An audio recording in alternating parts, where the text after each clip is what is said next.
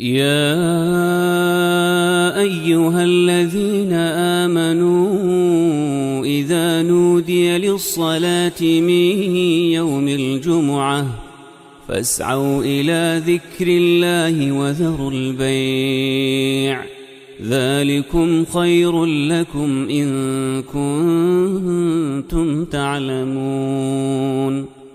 الحمد لله رب العالمين، والصلاة والسلام على سيدنا وحبيبنا محمد وعلى آله وأصحابه أجمعين. ئیمانداران و خواناسانی زۆر بەڕێز، قورئانی پڕبەرەکەت و بەخشش شاخەڵاتی خوای پەروەردگارە بۆ سەرجەم مرۆڤایەتی تا قیامەت. پەیامی هەموو پێغەمبەران سەلامی خوا لە هەموویان بێ، لەگەڵ پێغەمبەری خاتەم محەممەد صلی الله عليه وسلم. هەموو پەیامی پەروەردگار لە ئەوڵەوە تا کۆتایی لەم قورئانە پڕبەرەکەتەدا کۆبووەتەوە. ئەم قورئانە خوای پەروەردگار لە سوورەتی ساد ئاەتی 29 دا دەفەرمێ لەبارەیەوە: كتاب أنزلناه إليك مبارك ليدبروا آياته وليتذكر أولو الألباب. أم قرآن كتابك أي محمد صلى الله عليه وسلم نردومانەتە خوارەوە و دابان بەزاندۆتەوە سەر تۆ بۆ ئەوەی تۆش بیگەیەنی بە تاکی مرۆڤایەتی تا قیامەت. ئەم قورئانە خوا وەسفی دەکا و دەفەرمێ مبارەکون، بەڕاستی پڕ بە بەرەکەتە. مبارەک واتە بەپیتە. ئەم قورئانە ئەوەندە بەپیتە هەتا ڕۆژی قیامەت هەموو زانایان و توێژەران لە هەموو بوارە زانستیەکاندا، لە هەموو بوارە کۆمەڵایەتی و خێزانیەکاندا لێی بکۆڵنەوەشتی لە دەردێنن. ئەوەندە پڕ بەرەکەتە، هەرگیز بەرەکەتەکەی کۆتایی پێ نایە. وەیە دەبینی بە سەدان تەفسیری قورئان هەیە، هەر یەکە تام و چێژی خۆی هەیە. دواتر ئێستاش خەڵک پەیدا دەبێ و دوای ئێمەش و تا قیامەتیش ڕۆژانە تەفسیری قورئان دەکا، هەر یەکە بەهرەی خۆی لێ وەردەگرێ. ئەم کتێبە لەم قەبارە بچووکەدا کەلامی ڕەب العالەمینە، خوا دەفەرمێ مبارەکن، دڵنیابن ئەوەندە بەرەکەتدارە، هەرگیز خێر و فەڕ و بەرەکەتی تەواو نابێ. بۆیەم ناردووە بیخوێننەوە، بەس تەنها بیخوێنینەوە نەخێر. لیەدەبەڕوا ئایاته، ئەنجا دیقەت بدەن، ئایاته نەک سوورەته، نەک سووەریه، نەک سوورەتەکانی، یەک بەیەکی ئاەتەکانی دەبێت لێی ورد ببنەوە، بە جوانی تەماشای بکەن، بیری لێ بکەنەوە، شتی لێ وەرگرن. وەلیەتەذەکەڕ ئولو الئەلباب، ئەوانەی کە بەڕاستی ژیر و عاقڵن بیکەن بە بەرنامەی ژیانیان. کەواتە یەکەم جار القراءة، التدبر، الاتعاظ. ئەم قورئانە دەبێت بیخوێنینەوە. بەڕاستی فێربوونی قورئان و خوێندنەوەی قورئان پێویستە لەسەر شانی یەک بەیەکی ئومەتی محەممەد صلی الله عليه وسلم. چەند جوانە ئەو دەورانەی کە دەکرێنەوە، وەڵڵاهی ئەم کوردستانە ئینسان دڵی پێی خۆش دەبێت لەگەڵ ئەو هەموو ناڕەحەتیانەدا کاتێک کە دەبینێ ناو یاریگاکان، ناو پارکەکان، ناو مزگەوتەکان، ناو سەنتەرەکانی فێربوونی قورئان، حەمد و سەنا بۆ خوا، هەموو چین و توێژەکانی کۆمەڵگا، نێر و مێ، گەورە و بچووک، هەموو تەوژمێکی سیاسی و بیرکردنە جیاوازەکان لەژێر سایەی قورئاندا کۆ دەبنەوە. لەبەری دەکەن بە تەفسیرەوە، مانای دەکەن، خەڵات دەکرێن، پێشبڕکەی بۆ دەکەن. بەڕاستی ئینسان دڵی دەکرێتەوە خوا نمونەیان زیادکە. بەڵام هەر خوێندنەوەکەی بەس نییە، چونکە خوا فەرمووی دوای خوێندنەوەی وەلیەتەدەبەڕوا ئایاته، ئایەت بە ئایەت دەبێت لەسەری بوەستی، بیری لێ بکەیەوە، تێیدا قوڵ ببیەوە. وەلیەتەذەکەڕ ئولو الئەلباب، عەقڵت بخەیە کار، دوای ئەوەی تێگەیشتی کاریشی پێ بکەی. چونکە تۆ تەنها بیخوێنیەوە یان تێشی بگەی کە کارت پێ نەکرد، سوودی تەواوت پێ ناگەیەنێ، مافی قورئانت نەداوە. زانکۆیەک بێنە بەرچاوت، ئەم زانکۆیە بەس دیراسی تێدا بکرێ، بەس مەنهەجەکانی لە چەند ساڵی زانکۆدا تێدا بخوێندرێ، لە پزیشکیدا 6 و لەوانی تردا 4 یان 5 دەرمانسازی. ئەگەر تەنها خوێندنی زانکۆکە بێ وەکو زانکۆکانی کوردستان و ڕۆژهەڵاتی ناوەڕاست، توێژینەوەی زانستی کەم بێ زانکۆکەت لە ئەو پەڕی دواوە دەبێت. لە ئاستی پۆلێنی زانکۆکانی جیهاندا زانکۆکەی تۆ زۆر لە دواوەیە، پەیمانگاکە زۆر لە دواوەیە، چونکە بەس مەنهەجت خوێندووە. ئەگە توێژینەوەت زانستیت هەبێت لە زانکۆکەدا، ئەو زانکۆیە چەندە ساڵانە توێژینەوەی زانستی لە بابەتەکانیدا هەبێ، ئەوەندە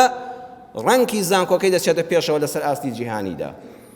ئەگەر توێژینەوە زانستیەکان بکرێنە کردار لە ناو کۆمەڵگادا، وڵاتەکەی پێبەرێ و پێشەوە بڕوا، ئەوە ئاستی ئەو زانکۆیە دەچێتە دەرەجەیەکی زانکۆکان. وایە دەبینی زانکۆکانی بەریتانیا، زانکۆکانی ئەمریکا، زانکۆکانی سوید، زانکۆکانی ئەڵمانیا بە هەزاران پلە لە پێش زانکۆکانی کوردستان و عێراق و شەرقی ئەوسەتەوەن. بۆ چونکە لێرە ئێمە تەلەبەمان بەس دەچێت دەخوێنێ، دواتر ئەگە توێژینەوەی بکات دوای سەری ساڵ فڕێ دەدرێ، و ئەگە توێژینەوە زانستیانەشی دەکرێن لە مەیدانی کار و عەمەلە، لە ناو گشتی کاردا کاریان پێ ناکرێ، بۆیە لە دواوین. ئەینەخۆ هەمان مامۆستای چاکمان هەیە، هەمان قوتابی زیرەکمان هەیە، هەمان مەنهەجی خوێندنمان هەیە. ئەم قورئانەش تەشبیه نەبێ وەکو پرۆگرامەکەی زانکۆ وایە، ضرورە هەمومان بخوێنین، بیخوێنینەوە، بەڵام ئەبێت توێژینەوەشی لەسەر بکەین. ئێستا چەند جوانە ئەو سەنتەرە پیرۆزانەی ئیقرا، نوری حیکمە، سەنتەرەکانی وەزارەتی ئەوقاف، مزگەوتەکان خوانمونیان زیاد کە هەمووی خەریکی پێگەیاندنی چینێکی قورئان خوێنە، لە منداڵەوە تا گەورە، خوا بیان پارێزێ، خوا بەرەخەت بکاتە کاریانەوە. بە ئەندازەی ئەوە دەبێت خەریکی ئەوەش بین سەنتەری توێژینەوە لە قورئان و تەدەبور لە قورئان دروست بکرێ، لێی ورد بێەوە، و پاشانیش کە لێی ورد بووینەوە لە مەیدانی کاریش عەمەلی پێ بکرێ. ئەها چۆن زانکۆکە ئەگە کار بە بەرنامەکانی نەکرێ هەر دێتەوە دواوە. ئێمە هەمووشمان قورئان خوێن بین، ئەگەر لە دەرەوەی مزگەوت ئەم قورئانە ڕنگدانەوەی لەسەر ژیانمان نەبێ،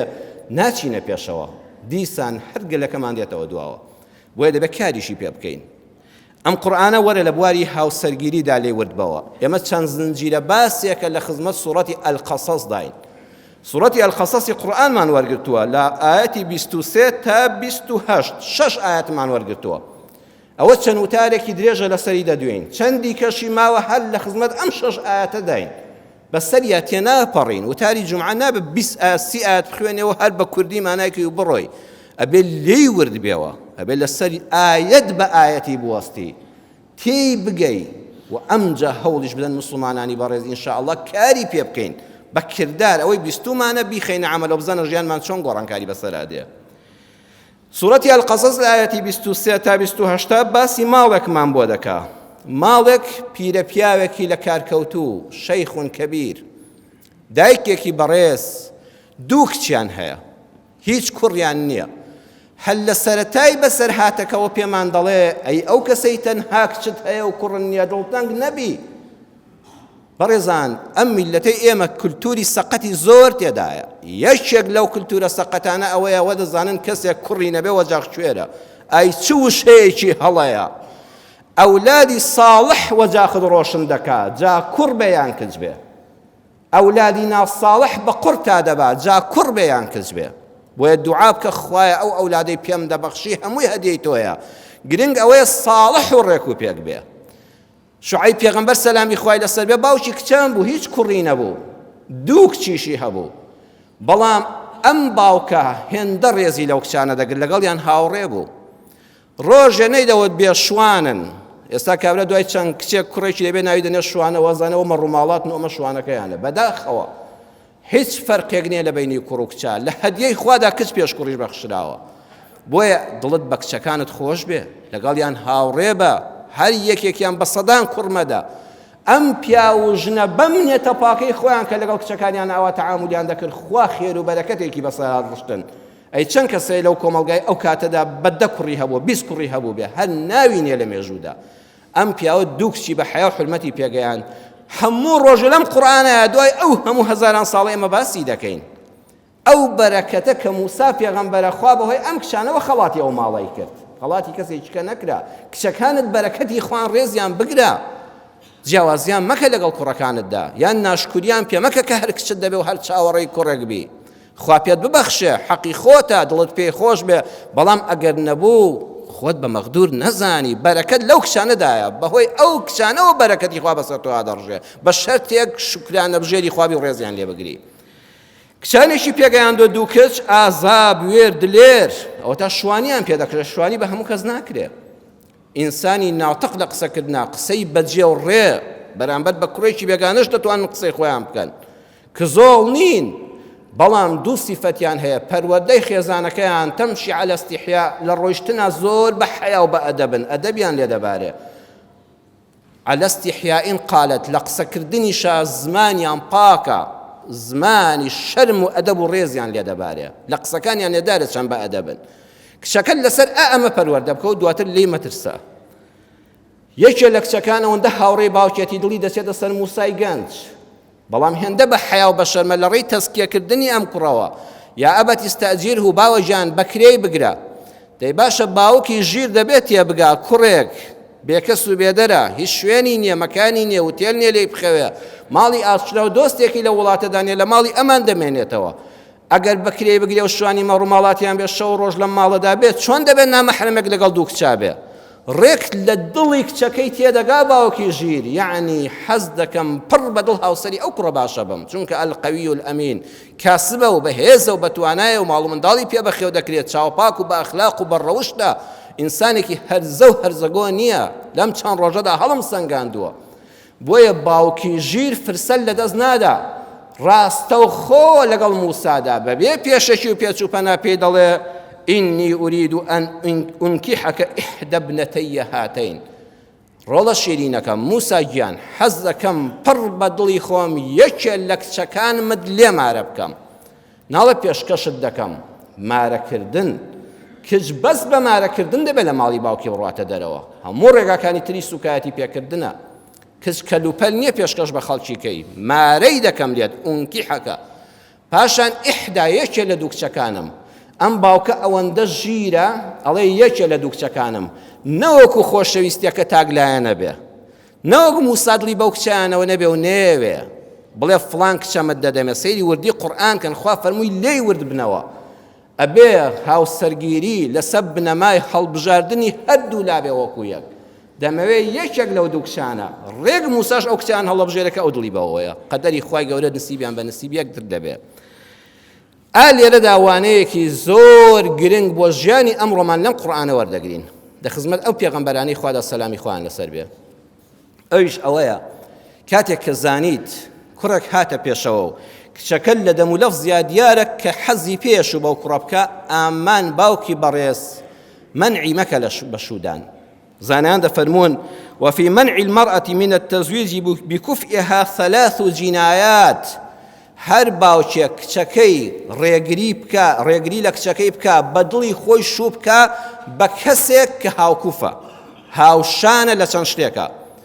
ئەو کوڕی هاتوۆتە خوازبێنی کچەکەت هاوشانی کچەکەتە لە دینداریدا بەخوا گوناحە کچەکەت نوێشکەر ڕۆژوگر ئەهلی قورئان حیجاب بیدەی بە کەسێک کە نوێژ ناکە کە ئەهلی مزگەوت نییە خۆت مەخەڵەتێنە کچەکە بڵێ وەڵا دوای نوێژی پێ دەکەم زۆرمان لەوانە بینی بەخوا دوای لەسکەکەشت پێدادەنێ خۆت نەخەڵەتێنی هاوکوفت بێت لە دینداریدا وەکو یەک هاوکوفت بێت لە تەمەندا کت جاری وایە دەخەڵەتێ بە کەسایەتی کەسێک بە پلەداریەکەی بە ناوداریەکەی بە نووسەریەکەی بە وتاردانەکەی کچەکە تەمەنی 20 ساڵە کابرا تەمەنی 6 ساڵە حەز دەکات شووی پێ بکە ئەبێ باوک لێرەدا تەداخل بکە ئامۆژگاری کچەکەی بکە بڵێ کچی شیرینم فڵانکە زۆر ڕێک و پێکە بەڵام لە تەمەنی تۆدانێ وەکو باپیرت وایە وەکو کچی کچەکەی تۆ ئەوە وەڵا بیانی ڕسم بە یەکەوە بگریت پێت شەرمە سەیری بکەیت لەسەر کەسایەتی هەردوو لاتان دەکەوێت کچی خۆم دوایی پەشیمان دەبێەوە 10 ساڵی تۆ تر دەبی بە 30 ساڵ پێ دەگەی ئەو دەبێتە 70 ساڵ لێ دەبێتەوە دواتر چەندە خۆشت بوێ ناتوانانی بە یەکەوە ئیدارە بکەی ئەبێ باوک لێرەدا ئامۆژگاری نەسیحەتی خێر بکە هەرچەند شەرتیش نییە ئەوانەش سەرکەوتوو نەبوو بن لە ژیانی هاوسەریدا بەڵام ئێمە بەگشتی هاوشانت نییە لە تەمەنە هاوشان لە ڕووی ئاستی ڕۆشنبیریەوە زۆر جوانە بزانی ئەو کەسێ هاتووەتە خوازبێنی کچەکەت ئاستی ڕۆشنبیری چۆنە لە یەکەوە نزیک بن تێگەیشتنیان بە یەکەوە هەبێ و زۆر باشە هاوپیشە بن هاوشان بن لە پیشەدا لە یەک زانکۆیەک دەرچوو بن بە یەکەوە خوێن بێتیان و هاوپیشەی یەکتر بن هەرچەند دەشکرێ دوو کەس هاوپیشەی یەکتریش نەبن و لە هاو ژینیشدا سەرکەوتوو بن بیندراوە کەسێک لەگەڵ ڕێزی تایبەتیمدا فیتەری سیارە چاکردن و ئەوانەیە ژنەکەی مامۆستای زانکۆیە ئێستا ئەو پەڕی ژیانیشیان بەختەوەرە دوو کەسیشمان بینیون مامۆستای زانکۆن هەردووچیان حتا بڵێ وەکو ئاگر و ئاو بەیەکەوە ناگونجن دوژمنی یەکترن بۆیە هاوپیشەیی ئاستی ڕۆشنبیری و خوێندەواری بەیەکەوە گونجاو بن مادام کوڕەکە ئاوە هاو کوفی واتە هاو هاوڕای کچەکەتە هاوشانیەتی منعت کرد سێ تاوانت کردووە ثلاث جینایات سێ گوناهت نەکردووە گوناه ئەوەیە بەس لە بینی خۆت و خوادایە لێخۆشبوونی ئاسانە تاوان ئەوەیە دەست درێژێ بۆ سەر مافی کەسێک هەر کەسێک کچەکەی خوازبێنیکەرێکی هاوشانی خۆی هات بەو مەرجانی کە باسمان کرد بەڵام باوکەکە چوە سەر کەری شەیتان و وتی نایدەم سێ تاوانی کردووە سێ تاوان ئەبێ دەستگای دژە تاوان سزای بدە یەکەمیان جناية الولي على نفسه بمعصية الله ورسوله والله أو كسا أو باوكا جا باوك بي با پیر بي برا بي مامك بي أمر يقري يبكا كولي أمري أفرتك أو كاتب بشودانة كدراوة دستي أو شرع داويتيا يعني كومالغا بيس باردوا لەو کاتەدا بڵێن نایدەم بەو کوڕی کە هاوشانتە و دڵت پێوەیەتی یەکەم تاوان بەرامبەر بەخۆی کردوێتی ئەو پیاوە تاوانی بەرامبەر بەخۆی کردووە ئەمری خۆی شکاندووە ئەمری پێغەمبەری صلی الله عليه وسلم شکاندووە هەر کەسێکیش ئەمری خوا و پێغەمبەر صلی الله عليه وسلم بشکێنێ والله پەنجەی پەشیمانی لە دنیادا پێش قیامەت دەگەزێ والله ڕۆژێک ئەم کچە دەچێتە پێشەوە چونکە ئەم باوکە ناهێڵە شوو بکە هەردوو سێ جاریش خوازبێنی دەچێ وردە دەمێنێتەوە بەڕێزان کچ وەکو میوە وایە تکایە باش گوێ لەم قسەیە بگرن کچەکەت وەکو میوەیەکی جوان وایە خوا پێی بەخشیوی تکایە بە کاڵی مەیدە بە کەس والله کچ معقول نییە لە 14 ساڵیدا شوو بکە والله معقول نییە لە 12 ساڵیا شوو بکە با باڵاشی بەرز بێ با بلوغی جنسیشی بوو بێ کوڕە بلوغی عەقڵی و کەماڵی نەبووە براکەم میوەکە کاڵە تخوا پرتەقاڵی کاڵ گوناه نییە لێی بکەیتەوە دوای بیدەی بە کەسێک نەبۆی دەخورێت بە فڕێدا مەگە تۆزە بۆنی پێوە بکە دوای بۆنکردنەکە فڕێدا و ئەگەر گەیشتە حەدی گەیشتنی خۆشی مەیهێڵەوە میوەکە بەدارەکەەوە بێڵیتەوە بەیانی کرم دەیخوا خۆی دەخواتەوە کچیش عادەتی وایە لە سەردەمی پێگەیشتنیدا سوپاسی ئەڵڵا بکە یەکی شیاو هاوکو فاتۆ دەخوازبێنی بەخوا بیهێڵیتەوە وەکو میوەی سەردارەکە بۆ خۆی دەگەنێ خۆی دەخواتەوە لە خەفەتە ئەگە حیا و حرمەت نەشکێنێ و بە حیا و حرمەتەوە لە لات دانیشێ ئاخری دەیکوژی بەهانەی لێمە دۆزەوە مادەم بەدڵی خۆیەتی تۆ چت داوە لەوەی کە 100 ڕەخ نەدەگری ئەو فڵان کەس هاتۆ دەخوازبێنی وەڵا سەری زلە ئەوەی تری سەری گزگلە ئەوە گوێ ڕەپە ئەوە گوێ کەپە ئەوە گوێ تەپە ئەوە چاوی بزنە ئەوە چاو کونە شوژنە جا ئەم جەمالی یوسفە کاکە لەکوێ بۆ تۆ بێنم ئەم هەموو جەمالی یوسفە لە ئینسانێکا کۆ نابێتەوە کچەکەی خۆت پێی ڕازیە مبارەکی بێ وەڵا ئەوە گۆشت فرۆشە بۆن گۆشتی لێدێ ئەوە بۆن گریسی لێدێ ئەوە بۆن گەچی لێدێ ئەی ئەم هەموو پزیشک و ئەندازیارە کاکی من بۆ تۆ لەکوێ بێنم کوڕەخوا دەکا کچەکەت بەو کرێکارە ڕازیە بەو گۆشت فرۆشە ڕازیە بەو فیتەرە ڕازیە یەخوا مبارەکی بێدە لێی گەڕێ ئەو لەگەڵ یا دەژی خۆ تۆ لەگەڵ یا ناژی ئەمەندە بەهانە بێنیتەوە کچەکەت خوازبێنی کەری نامێنە و ئاخری دەمێنێتەوە جا ڕۆژێ بە خۆت دەزانی هەموو جار کە سەیری کچەکەت دەکەی نەفست ئازارت دەدا کاتی خۆی نەمێش کچەکەم شوو بکە ئێستا و کچی فڵان کەس دەبوو بەدایک چەند مناڵی دەبوو ئەزان بەسەراتێکی ڕاستەقینە هەیە یەکێک لە کچە بەڕێزەکان کە چەند خوازبێنی کەری باشی هەبوو باوشی هەر یەکەیان ڕەفزێکی هێدایە و بە بەهانەیەک ڕەتی دەکردنەوە کچەکە تەمەنی چۆ پێشەوە ئەوەندە بە حیا و حرمەت و دیندار و بەڕێز بوو لە ناخی خۆیان هەر هەمووی خواردەوە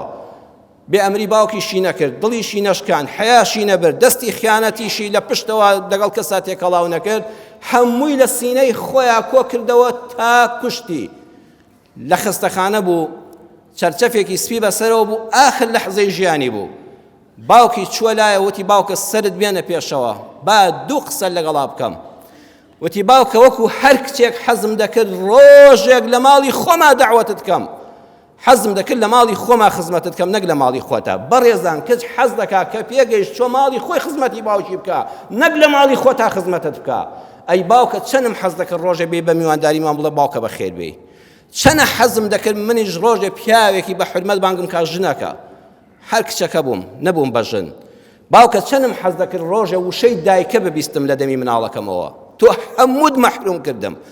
هەمووشم بە قوربان کردی لە دنیادا ڕێزم نەشکاندی بەڵام داوا دەکەم باوکە ژیان یا ڕەبی خوایە تۆ چۆن لە هەموو خۆشێکی ژیان منت بێ بەش کرد خوا لە بەهەشت مەحرومت کە یەکسەر ڕوحی دەرچوو ئەو باوکە دوای وەکو شێتی لێ هاتبوو ویژدانت ئازارت دەدا تێتاندا هەیە نەڵێی لەگەڵ منی نییە مامۆستا ئەو هەموو گەنجەی مراجعەت بە ئێمە دەکا نازانی چی لێ بکەی کاکە تۆ کە گوێ لە من دەگری گوێ لە من مەگرە وەرە گوێ لە قورئانەکە بگرە ظاڵمی بەسەر نەفسی خۆتەوە وەڵڵا پەنجەی پەشیمانی دەگەزی ئەگەر ڕێگری لە بەشودانی کچەکەت بکەی لە هاوکوفی خۆی. دووەمیان جنايته على المرأة حيث منعها من كفئها ظلم لك شكت كردوا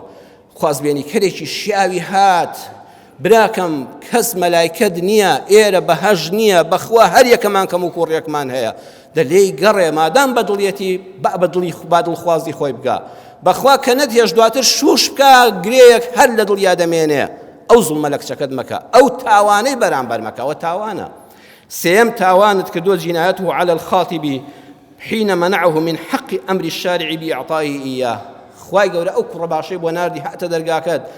پەنجەرەکانی نەشکاندی لە فەیسبووکەوە کچەکەی نەخەڵەتاندی دوو پیاوانە و بەڕێز و کە سوکاری نارد و دەستی ماچ کردی کورەکاکە گیان هیچ عیب و کەم و کوڕیەکانی ئەو تۆ نەبوون چاک دەکراند فەرمووم لەبەر ئەمە کچەکە من نادەمێ خۆت چاکە و بەباش بتکەم بە کوڕی خۆم هیچی نەبوو نەتدایە زوڵمت لەو کوڕە کردو کە نەتێژ بەدڵخوازی خۆی بگا کچ دوو ماڵ ئاوەدان دەکاتەوە بەڕێزان ماڵی باوک ئاوەدان دەکاتەوە دوایی ماڵی ئەو کوڕەش ئاوەدان دەکاتەوە کە بەدڵخوازی خۆی شووی پێ دەکات تۆ نەتهێش ئەم کچە ماڵی ئەو کوڕە ئاوەدان بکاتەوە نەتهێش بەدڵی خۆی بگا سێیەم ستەمت کرد تۆ مجرمی ئەلجینائی هەوت سێ تاوانی تاوانکاری نەک گونەهباری زۆر بابەتەکە سامناکە باش بیری لێ بکەوە ئەم باوکە تێگەیشت و خۆی ملی موسای گەنج دەگرێت چونکە ئەزانێ موسا نە پارەی هەیە نە کەسی هەیە نە باوکی هەیە نە دایکی هەیە نە ئیشی هەیە ئەی چۆن بێتە خوازبێنی کچ با کچەکەم بە دڵی خۆی بگا لەبەر خاتی کچەکەم ڕۆڵە شیرینەکەم دەمەوێت لە کچەکان بدەمێ ئەوی ژێکیان هەڵەبژێرە کە هەمان کچە و خوابەیەکیان شاد دەکا ئەی مارەی على ئەن تەئجورەنی ثەمانیە حیجاج 8 ساڵامان بە ئەگەر بیکەی بە 10 ساڵ شوانیمان بۆ بکەی یان 10 ساڵ یان 8 ساڵ شەرتە شوانیمان بۆ بکەی ئێمە لەگەڵ تۆدا ڕێککەوتوین و کوڕی ماڵمان دەبی بەڕێزان چەند جوانە ئەو کوڕی کە هەڵی دەبژێری بڵێ ڕۆڵە شیرینەکەم وەرە لەسەر دوکانەکەم بە وەلە شەریکەکەم بە لە کۆمپانیاکەم بە تۆ کوڕی ماڵمی ئەمینداری ماڵمی وەرە لە لای خۆم کار بکە نەک بڵێ باوکت کەیفی خۆیەتی چۆنت بەخێو دەکا بەخێویکە لەم دەقەیەوە بوو بە کوڕی تۆ بیهێنە لای خۆت کاری پێ بسپێرە ئەمینداری ماڵەکەت بێ لەگەڵ کوڕەکە تا فەرقی مەکە خوا کوڕێکی پێ بەخشیوی مامۆستا محمد رؤوف محمد لكتابي إشارات ومفاتيح لفهم القرآن الكريم لمجلد دولة لا فريصة يكاد فرمي كان من مهمات الأنبياء والمرسلين ومن تبعهم بإحسان من الدعاة والمصلحين تغيير الأعراف والعادات إيشي بيغمبران سلامي خوان لسبب تويت ناسيني توحيد ويكتابرستي الله بخلق وبرواهنان بقيامة بخلقي إيشيان أوبوا پێغەمبەران و شوێن کەوتوانیان پیاوانی بەڕێزی وەکو جەنابتان ئەهلی مزگەوت دەبێ ئیشی ئەوە بێ گۆڕانکاری لە عورف و عادەتا بکە لە فاسیدەوە بۆ حەسەن گۆڕانکاری عورف و عادەتێکەیە لە کۆمەڵگادا برا خراپە ئەی تۆ موسڵمان دەبی گۆڕە بە چاکە باشە بیگۆڕە بە باشتر دەفەرمێ لەم ئاەتەدا وفي هذه الآية إشارة إلى تغيير عرف المهر من النقد والأشياء إلى الخدمات تا أوسر لما ماري يان باربو يان كلوبالبو ئەم پێغەمبەرە گۆڕی بە خزمەتکردن وەرە خزمەتم بکە لە ماڵەوە خزمەتی کچەکەم بکە بامارەیەکەت ئەوە بێ عرفێکی جوانی داهێنا موسڵمانان دەبێت ڕۆشنبیر بن ڕۆشنبیر بوون واتە گۆڕینی ئەخلاق و نەریتە خراپەکان بۆ چاکە چاکەکان بۆ چاکتر با قورئانەکە ڕنگدانەوەی لەسەرت هەبێ وما أريد أن أشق عليك ستجدني إن شاء الله من الصالحين لكوتايدا فرموي كري شيرينم وما أريد أن أشق عليك دڵنیا بە نامەوێ بارت قورسکەم خۆزگە ئەم ئاەتە قورئانیە ڕێکخرا و هەوویایە سەدان کوڕ و گەنجی کۆ بکردایەوە باوکەکان لەسەر مەنەسەکە بیان وتایە لەژێر ئەم ئاەتەدا کچەکانمان بەشوداوە بە کوڕەکانمان وتووە کوڕی شیرینم زاوای بەڕێزم نامەوێ بارگرانیت بخەمە سەر من دروشمم ئەوەیە کچەکەمت دەدەمێ وەکو شوعیب پێت دەڵێم نامەوێ بارت گرانکەم بەخوا خۆت و باوکت هاتوونە خوازبێنی پێویست بە کەسی تر مامۆستا فڵانکەس و شێخ فڵانکەس و ڕئیس عەشرەتی فڵانکەس ناکە بارت گران ناکەم ئاسان دەی بڕێنینەوە یەکەم لێت بە بڕووبیان و نیم دووەم پرتە و بۆڵەت لەسەر ناکەم سێم مامەڵەم خۆش دەبێت لەگەڵتا وەڵڵاهی وا هەیە بۆم دەگێڕێتەوە دڵم مامۆستا دەچمە ماڵی خەزورم دەڕواتە دەرێ فەقیر کە دەچم ئەو دەڕوە نەخێر مامەڵەم خۆش دەبێت نەرمونیان بێ پرتە و بۆڵە بێ بەهانە چوارەم گوێ بە قسەی خەڵکی نادەم کاکە خەڵک چیمان پێ دەڵێ لەبەر قسەی خەڵک من تۆ کوڕی ماڵمی کچ خۆم بەخێوم کردووە حەقم چێ بەسەر خەڵکەوە خەڵک چی دەڵێ ئێمە خۆمان کەسی یەکین و خزمی یەکین و خانەوادەی یەکترین موسى فەرمووی والله على ما نقول وكيل. 8 ساڵ شوانی بکەم یان 10 ساڵی بکەم 10 شەرتەکە بێن مەجێیان هەشتیان ئەوە خوای گەورەی یارمەتیمدا قسەی خۆم دەبەمە سەر، بەڵام والله على ما نقول وكيل. مامەگیان سوپاسی ئەو هەڵوێستە بەرزت دەکەم، خوا لە بینی من و تۆدا شاهید بێ. دکتۆر وهبەت الزوحیلی زانای پایەبەرز لە تەفسیرەکەیدا تەفسیر المنیر لە مجلدی دەدا لە لاپەڕی 454 دەفەرمێ ولم يشهد شعيب وموسى عليهما أحدا من الخلق. لو مديسي ژمارەکردنەی موسى و شعيبە هیچ شاهیدی تێدا نەبوو، یەک کەس ئاگای لێ نەبوو، بەس خوا شاهید بێ بەسەرمانەوە،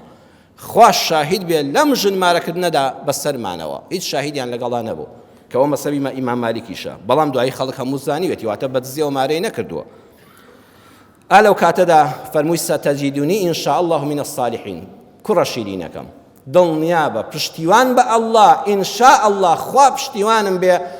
ئێستا پیاوی چاکم لەگەڵتا، لە دواتریشا دەمبینیەوە لە چاکان دەبم لەگەڵتا. یعنی ئێستا هیوا پێمان دەڵێ ئەی باوکی بەڕێز کە کچەکەت بەشووە دەی لەبەر چاوی مەلا و شاهید و کۆڕی مەدیسا وا خۆت بە پیاو چاک نیشان دەدەی، هەموو خەڵڵان فڵان کەس بەختەوەرە فڵان کەس خەزوریەتی. شوعیب فەرمووی هەر ئەمڕۆ پیاوی چاک نابم لەگەڵتا، هەر ئەمڕۆ ڕێزدار نابم لەگەڵتا، دواتریش بە ویستی خوا پشتیوان بێ هەروا دەبم لەگەڵتا، هەروا دەمێنمەوە لەگەڵتا. هەمیشە ئەم قورئانەتان کە خوێندەوە، قورئانەکە لە سەرەتای وتارە پێوتین لێی ورد ببنەوە. ئالێرەدا پێمان دەڵێ نەیفەرموو کوڕەکەم ئومێدەوارم پشتیوان بەخوا زاوای چاک بی، لە چاکان بی، وای وت نە، وتی ئومێدەوارم خوا پشتیوانم بێ و خوای گەورەی یارمەتیمدا منی خەزوور باوکێکی باش دەبم لەگەڵ تۆدا، لە چاکان دەمبینی و خراپەم لێ نابینی و ڕێز و حرمەتم لێ دەبینی. ئەم ئاەتە قورئانیە منهەجی ژیانە، پێمان دەڵێ ئەگەر خەزوور چاک بێ زاوا چاک دەبێ. ڕەن بێ پێتان عەجایب بێ و قسە بڵێم، ئەوە قسەی قورئانە. شوعیب وای فەرموو بە ئیزنی خوا من لە چاکان دەبم، بۆ بەڕێزانکم زاواکەت هەڵەی دەبێ، وەڵڵاهی زاواکەت گەنجە، مڕاهقە، کەم تەمەنە، تۆ کچت بووە، کچەکەت وەختی بە شودانی هاتووە، ئەو هەموو ئەزموونەی ژیانت هەیە، لە یەک هەڵەی زاواکەت نەبووری بڵێ دەبێ وەکو سەعات بە تەوقیت بڕۆی بەخوا ناکرێ، ئەبێ بڵێ ئینشاءالله پشتیوان بەخوا من چاک دەبم لەگەڵ تۆدا، لە هەڵەکانت دەبورم، ئەگە هەڵەت کرد بەرامبەر بە کچەکەم، بەرامبەر بە ژیانت، بەرامبەر بە منداڵەکانت بانگت دەکەم، لەبەر چاوی کچەکەشم پێ ناڵێم، گوێشت با دەدەم،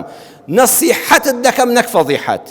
کچەکەش من لێ ناستێنمەوە، ناڵم ئەوە کەی کوڕ بوو شت پێ کرد، بەداخەوە لە دەستمان چوو، بانگت دەکەم، هێمنانە نەسیحەتت دەکەم، دایمە ئامۆژگاریت دەکەم. بەخوا ئەبێ مەسئولیەت لەسەر شانی خەزوورەکانە، باوکی کچەکانە، نەک زاواکە، چونکە ئەو کەم ئەزمونە. وتارەکەم زیاتر با درێژ نەبێتەوە، لێرەدا لە خزمەت قورئانە کۆتایی پێبێنین. جارێک کە لە وتاری داهاتوودا ئینشاء الله تعالی درێژەی ئەم باسە و هەڵوێستی خەزووری نمونەی وەکو جەنابتان ئینشاءالله لەسەر ڕێبازی ئەو پێغەمبەرانە بزانین چۆن کچەکەت بەشوو دەدەی. داواکارم لە خوای پەروەردگار، یا ڕەبی خوایە باشتر لەم قورئانە تێمان بگەێنی،